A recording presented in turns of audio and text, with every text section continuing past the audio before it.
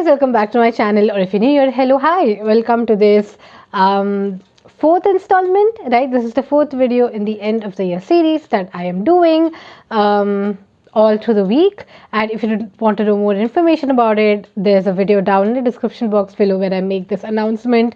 Basically, it's just like a week full of videos and wrapping up 2021 on this book tape channel. Okay, so basically this video is mandatory because I've spoken about the best of 2021 fiction and non-fiction, and now it's time that we speak about the worst of 2021. Okay, so in any year there are books that I really hated, that I keep cribbing about, and there are also books that I DNF'd, that is, I left them halfway. And in this year as well, there are quite a few books that actually sucked a lot, right?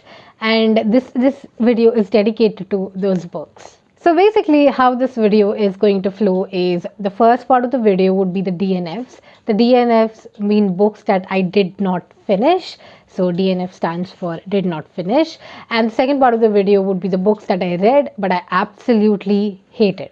Okay, now this is like a very comprehensive list because generally I'm very careful when I pick up books. When I pick up books, I tell myself that, you know what, like, you need to pick up a book that you think you would like, because for me, I don't have time for bad books in my life. Okay, I know many people on booktube read books purposely or read bad books purposely so that they can make a reaction video out of it, which is okay, it works for them, but it does not work for me because my mental peace and my reading life just goes for a toss when I read a bad book. Okay, I get into a reading slump because I read a bad book. So that being said, these are the books that you should really steer clear of, or need to get into with terms and conditions applied against it if you're ever planning to read them, no matter what.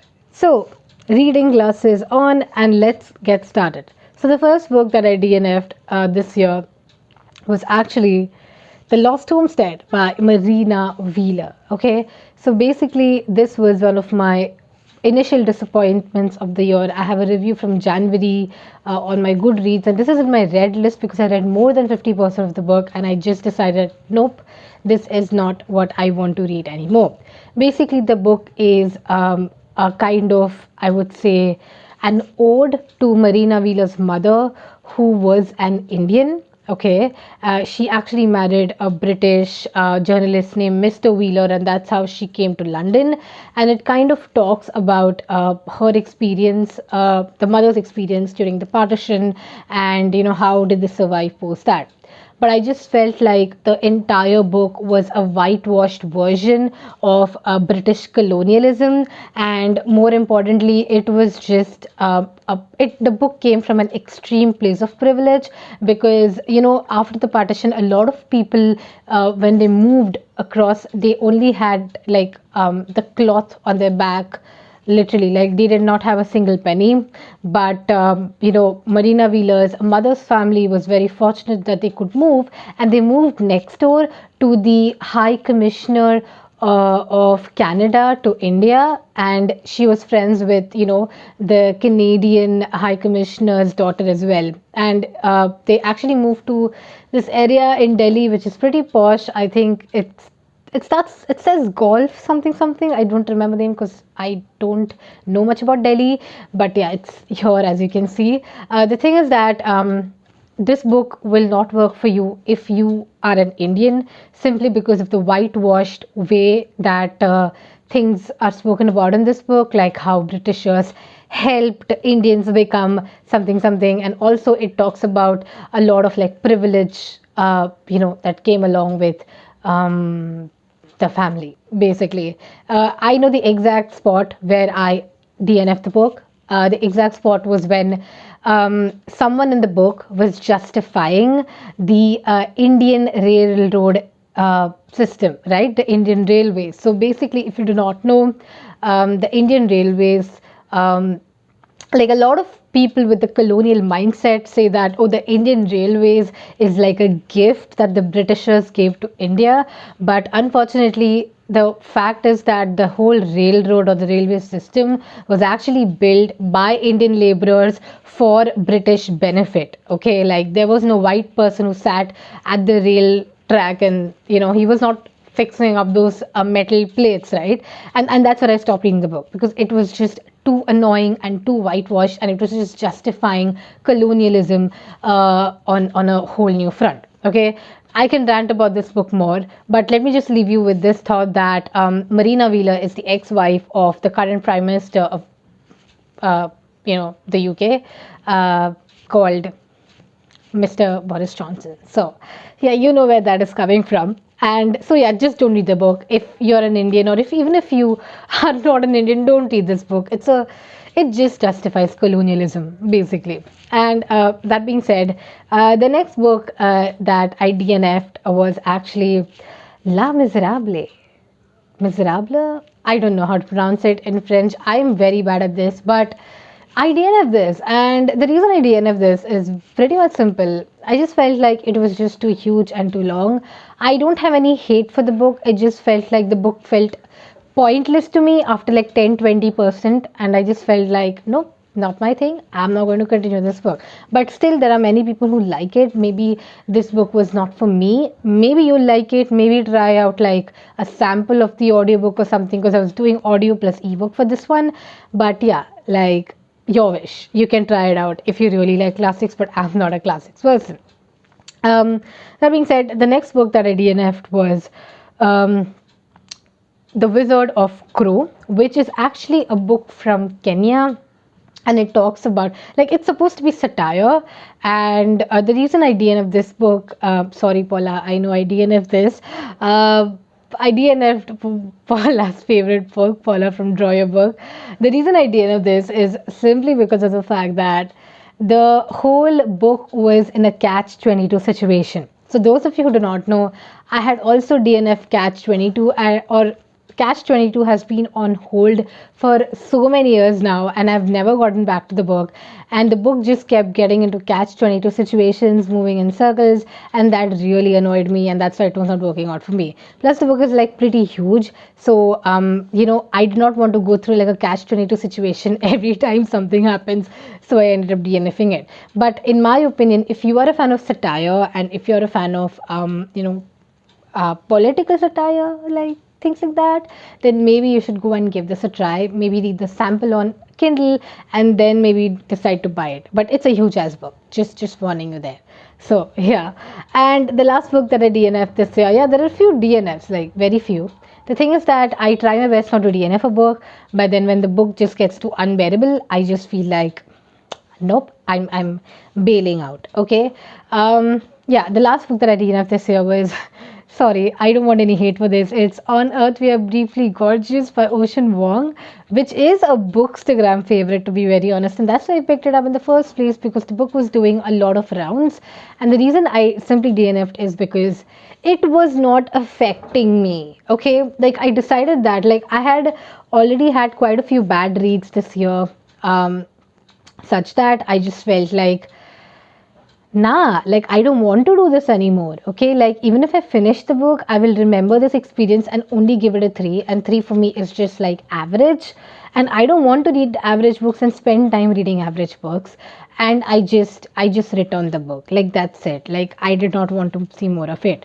However, there were a lot of people who suggested that I should read the book in print, because I was doing an audiobook for it, but the audiobook just felt like yeah, I mean, I don't want to say much, because, it's a memoir about a Vietnamese American gay man. And, he is also like in the book discovering sexuality. It's a letter to his mother about his struggles. So the book didn't work out for me, because I just felt like it was not affecting me much. But then it would affect you. Like this is just like a personal choice. Okay. So now that we've covered the DNF part of it, or the books that I did not finish, let's get to the books that I actually read and hated this year. So considering that I only hated like 4 books this year, and these books really effed up my brain, and my life. Like literally, because after reading this book, I was just like, nah, like why did I even read the book, right? Like I regretted my life choice of actually picking up the book. And that's why there is a ranking here, okay? So it's like the least worst to the worst. You get my point? Like I couldn't do that for the best, because the best like was the best and I had to do the top dog underdog thing. But here I know that there has to be a ranking, because there are some books I was just like meh, and there were some books I just got a headache. Like I literally got a headache. Okay. So that being said, let's start with the fourth book in this list. And the fourth book in this list for me is The Silent Patient. And I think for me, like, it's the hype that really ruined it, okay? Because if this was not like a hyped up book, I would have ended up giving this a 3.5 or a 4 max. But I ended up giving this like 3 or so, or somewhere around that thing, simply because it's not a great book. Okay, it's a good book for beginners, like people who just started reading, and people who do not watch Criminal Minds, people who do not watch CIS, people who do not watch CSI, people who do not watch CID. Like it's good for people who are not into thrillers, but for someone who's been into thrillers in the past and who's read like some good thrillers, not that I've read all good thrillers, I've read some of them, right? This book sucked. Okay, it does not live up to the hype at all, and it's just like face palm. Like really, like, is this the thing? Is this the real deal? And I get it, right? Because a lot of people end up liking it, or maybe it's just peer pressure that they end up liking books like The Silent Patient. But yeah, like it really did not work out for me. So let's just leave it there. Okay, fine, cool. Okay, so that being said, at number. Oh, by the way, oh, sorry, I think I got my numbers wrong. So, Silent Patient was number 5, and actually, there are 5 books, 4 books, my bad, sorry. Recap. Okay, so there are 5 books. So, the fifth one was The Silent Patient, and the fourth one. So, the fourth one is The Death of Vivek OG by Akuake MSE. Were you expecting this to be there? I don't know, but I wasn't expecting this to be there. But I really did not like this book. Like, this was another one of those books which I literally went like face palm. Now, what I liked about this book, of course, was the representation that came with the book, because it spoke about Nigeria. It spoke about this, Nigerian Indian specifically, and it spoke about a lot of aspects of the LGBTQ community, and the representation is something that I'm all for. But then how Vivek Oji dies is not worth it. Okay, that's all I'm gonna say. Like, I'm not gonna give you spoilers, but the book itself, in the first page, the book itself is called The Death of Vivek Oji. So you know that Vivek Oji is dead. Okay. And the death of Vivek Oji in itself is very stupid. Like, it's so stupid that I just felt like, what is, like this is like it's anticlimactic. Okay, it's like a Bollywood movie, basically. And Bollywood movies were much better than this book. Okay, and that's why I really didn't like this book as well. And I have to keep it like 4th in the list. Because see, I'll tell you, like, the difference between The Silent Patient and The Death of Vivek Oji is this, that in Silent Patient, all along that there is something happening. There's no build up in The Silent Patient. Like, the build up is flat. Everything is flat in The Silent Patient. But in The Death of Vivek Oji, there is a build up. Like, there is a build up. There are steps that are mentioned. There was a clearly drawn out plan for how Vivek Oji was supposed to die. But he died in the most stupid way ever. So that's why this is 4. Okay, and that being said, the third book in the list, but I have a list here and I'm blind, so I need to wear spectacles. Okay, so the third book in the list is actually A Death in Shonagachi by Rijula Das, which was longlisted for the Tata Literature. Sorry, it won the Tata Literature prize, actually the award, but it was longlisted for the JCB prize, and that's how I ended up reading it. If you're planning to read it, don't read it. This book literally left me confused at the end. I feel really dumb because, I felt I was the only one, but turns out there are other people as well, because this is supposed to be like a discussion with Amya on Clubhouse.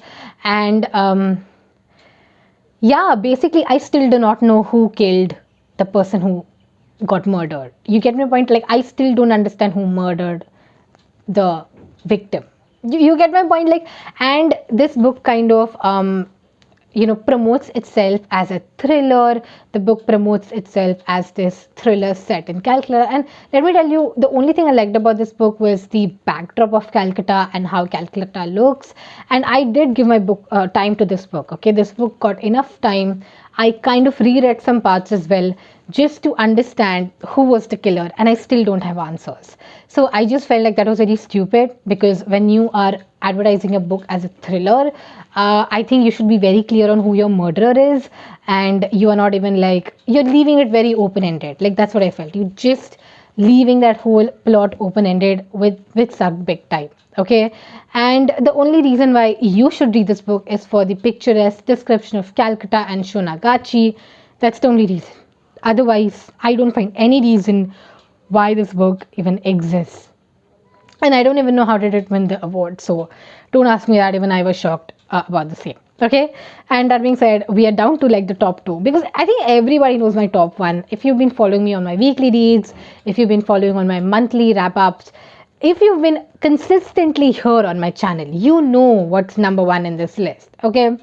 So let's go for my top two. Okay, so the second one in this list is Jaws by Peter Benchley. And let me just say that books written in the late 70s, late 80s are sexist AF. Okay, and I literally speed read the book. Like, I didn't want to DNF the book because I had like a very old copy from 1970s and I wanted to speed read it. The book's out. Okay, like, maybe it did not age well. Like, that's the whole point, right? The book, there are some books that don't age well, and this is one of them. For example, now, I'm not sure if you've read the book, but okay, so let me just describe a scene, right? This is something that I even noted on my Goodreads. Basically, they talk about a woman that was attacked by a shark, because you know what Jaws is about, right? It's about sharks and a predatory shark. And the shark, okay, so the woman basically, like, I think she was naked, correct? And I think she went swimming, and that's how she got attacked. Okay, so this is there in like the first 10-20 pages of the book itself, because that's how the book starts. Then there is this person who comes in, I don't remember who, and who's just like, oh, was she on her period? Because if she was on her period and then the shark smelled the blood in the water, then she might have been attacked because of her period. You get my point? Like, you get the thing here.